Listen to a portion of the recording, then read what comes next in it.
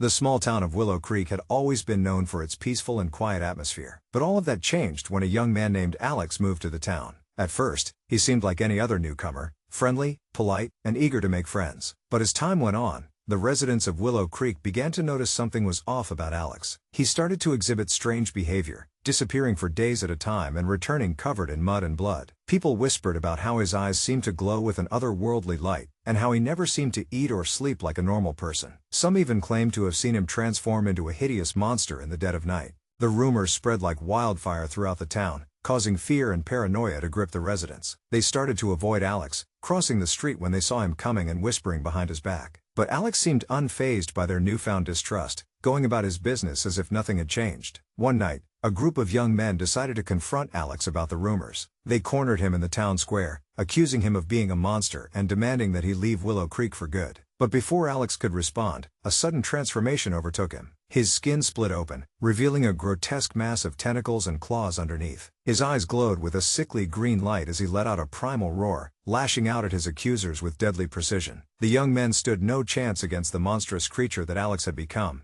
and one by one, they fell to his wrath. The townspeople were horrified by the carnage that unfolded before their eyes. They watched in terror as Alex rampaged through the town, leaving a trail of destruction and death in his wake. The once peaceful streets of Willow Creek were now stained with blood and fire, as the monster unleashed its fury upon the unsuspecting residents. As chaos reigned in the town, the mayor of Willow Creek knew that something had to be done to stop the monster before it could claim any more lives. He gathered a group of brave volunteers, armed with guns and torches, to hunt down the creature and put an end to its rampage once and for all. The battle between the mayor and the monster raged on for hours, with neither side gaining the upper hand. The streets ran red with blood as the townspeople fought desperately to defend their home from the monstrous threat that had descended upon them. But in the end, it was the mayor who stood alone against the creature, facing it in a final showdown that would determine the fate of Willow Creek. With a mighty roar, the monster charged at the mayor, its razor-sharp claws poised to strike. But the mayor stood his ground, raising his torch high in defiance. In a flash of fire and fury, he plunged the torch into the creature's gaping maw, unleashing a torrent of flames that consumed it from within.